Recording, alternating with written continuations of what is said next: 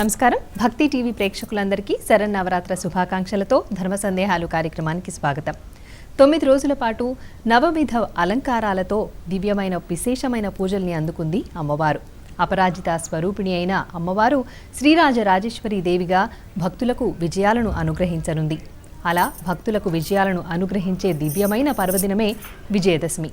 మరి విజయదశమి సందర్భంగా విజయదశమికి సంబంధించి అలాగే శ్రీరాజరాజేశ్వరి దేవికి సంబంధించి ఎన్నో ప్రశ్నల్ని ప్రేక్షకులు ఉత్తరాల ద్వారా ఈమెయిల్స్ ద్వారా మాకు రాసి పంపించారు. వాటన్నిటికీ సమాధానాలు ఇచ్చేందుకు మనతో ఉన్నారు బ్రహ్మశ్రీ మైలవరపు శ్రీనివాసరావు గారు. మరి వారిని అడిగి సందేహ నివృత్తి కావించుకుందాం. నమస్కారం గురుగారు.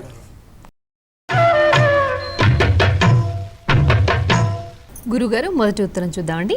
ఈ ఉత్తరాన్ని హైమావతి గారు కర్నూలు నుంచి రాశారు. విజయదశమి నాడు దర్శనమిచ్చే శ్రీ రాజరాజేశ్వరి దేవి అలంకార పరమార్థం ఏమిటి తెలియచేయండి అని కోరుతున్నారండి. శ్రీరాజరాజేశ్వరి మనందరినీ పరిపాలించేవాళ్ళు అధికారులు, అధికారుల్ని పరిపాలించేవాళ్ళు రాజులు, రాజుల్ని పరిపాలించేవాళ్ళు రాజరాజులు. అలా కొంతమంది రాజరాజులు చక్రవర్తులు ఎవరైనా ఉంటే వాళ్ళని పరిపాలించే ఆవిడ ఎవరంటే రాజరాజేశ్వరి. సామాన్యమైన పదవి కాదు ఆవిడ. దిక్కులన్నిటిలోనూ గొప్ప దిక్కు తూర్పు. ఇంద్రుడిని పిలిచింది, నీకు తూర్పు దిక్కు ఇస్తున్నానయ్యా, అమరావతి అని పేరు పెట్టుకో. వెంటనే దక్షిణ దిక్కు అగ్నిని పిలిచింది, నీకు తేజవతి నగరాన్ని ఇస్తాను తీసుకో. వెంటనే యముణ్ణి పిలిచింది, నీకు సంయమిని నగరాన్ని ఇస్తాను. ఆ తర్వాత నిరుతిని పిలిచింది, కృష్ణాంగన నగరాన్ని తీసుకో నువ్వు ఏలు. పశ్చిమ దిక్కు వరుణుణ్ణి పిలిచింది, శ్రద్ధావతి నగరాన్ని ఇచ్చాను. వాయువుని పిలిచి గంధవతి నగరం నీదే అంది. కుబేరుని పిలిచి అలకాపురి నీది. ఇన్ని దిక్కుల్ని ఇందరికి రాజ్యంగా ఇచ్చిన అమ్మ ఈశాన్య దిక్కు శంకరుడి దగ్గరికి తాను వెళ్ళి సాష్టాంగపడి మనం ఈ దిక్కులు ఏలుదాం అంది. ఇక్కడ గమనించవలసిన అంశం ఒకటి ఉంది. ముఖ్యంగా మనందరం కూడా ఇవాళ భార్య భర్త ఉద్యోగాల్ని చేసుకుంటున్నారు ఇంట్లో. నీ అధికారం ఎక్కువ, నా అధికారం ఎక్కువ. నీకెంతకాలం ఉద్యోగం ఉంది, నాకెంతకాలం ఉద్యోగం ఉంది, నేను ఎక్కువ సంపాదిస్తానా, నేను ఎక్కువ సంపాదిస్తావా. ఇది అమ్మవారు స్వయంగా శంకరుని వద్దకి వెళ్ళి ఇందరికీ దానాన్ని చేస్తూ వాళ్ళని పిలిచి ఇచ్చిన ఆవిడ తాను శంకరుడి దగ్గరికి వెళ్ళి పాదాభివందనాన్ని చేసి ఈశాన్య దిక్కుని మన ఇద్దరం ఏలుదాం. ఆ అన్యోన్య దాంపత్య విధానాన్ని తెలుసుకోజేయదలిచిన రూపం శ్రీరాజరాజేశ్వరి.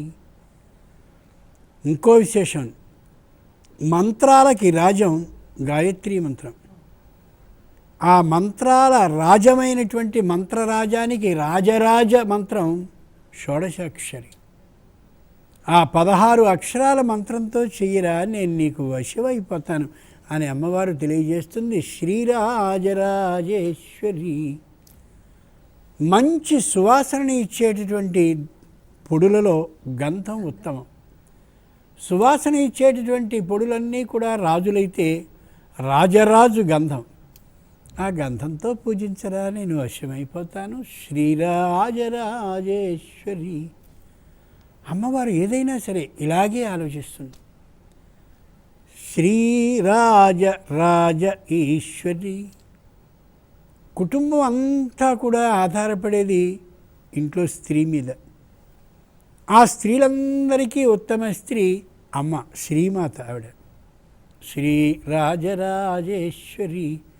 నువ్వు ఎంతైనా చేయి, ఏమైనా చేయి, కుటుంబ విషయంలో మాత్రం నేను భార్యనే, కుటుంబ విషయంలో మాత్రం నీకు అమ్మనే. అంచేత నువ్వు ఆలోచించుకో, నీ భార్య యందు కూడా నువ్వు అమ్మతనాన్ని కొన్ని సందర్భాల్లో చూపిస్తూ కుటుంబాన్ని తీర్చిదిద్దుకో. ఎవరు చెప్తారు ఇంత గొప్ప విధానాన్ని? శ్రీరాజరాజేశ్వరి. ఇంకో చిత్రం ఉంటుంది, అమ్మ ఏది చేసినా కూడా. లోహాలన్నిటిలోకి రాజు బంగారం. బంగారం కంటే గొప్పదైనటువంటి లోహం ఎవరంటే అమ్మవారు. అంచేతనే కనక దుర్గా అంటారు. కనకదుర్గ అంటే బంగారపు కవచాన్ని వేసుకున్నది అని అర్థం కాదు. బంగారానికి వన్నె ఎలా తగ్గదో, విలువ ఎలా తగ్గదో, శాశ్వతత్వం దానికే ఉంటుందో, ఇంట్లో అమ్మాయిని కూడా బంగారు తల్లి అని పిలుచుకుంటాము. శ్రీ రాజరాజ ఈశ్వరి, బంగారంలాగా సంపూర్ణమైన శాశ్వతత్వం వన్నె తగ్గకపోవడం అద్భుతమైనటువంటి విధానం కలిగింది ఆవిడ. ఈ పద్ధతిని అంతటినీ పాటించేటటువంటి ఆమె దాంపత్యానికి మంచి విలువ ఇస్తుంది. అందుకనే శంకరుడు ఏం చేస్తాడంటే, అమ్మవారు చిరునవ్వు నవ్వితే చాలు అకస్మాత్తుగా పడిపోతాడు ఆయన. ఎంత ఆశ్చర్యం అది! శ్రీరాజరాజేశ్వరి చేత అమ్మవారిని రాజరాజేశ్వరి రూపంలో చూస్తూ మనం, అమ్మా నువ్వు ఎంత దాంపత్యానికి విలువనిస్తూ ఉంటావో, నీ భర్త కంటే నువ్వు అధికురాలి అయినప్పటికీ కూడా భర్తకి ఆ విధంగానే ఉంటూ ఉంటావో, నాలో ఆ అహంకారం ప్రవేశించకుండా, నేను అహంకార కారణంగా నా దాంపత్య విధానాన్ని దెబ్బతీసుకోకుండా ఉండేటటువంటి ఆ విధానాన్ని నువ్వు నాకు అంది తల్లి అని ప్రార్థించాలి అని చెప్తుంది అమ్మవారు పరోక్షంగా. అమ్మవారంతటి ఆవిడ అలా ఉందా? నేను ఇలా ఉన్నానా? ఎంత తప్పు చేస్తున్నాను అనుకోవాలి. శ్రీరాజరాజేశ్వరి అటువంటి అమ్మ ఆవిడ.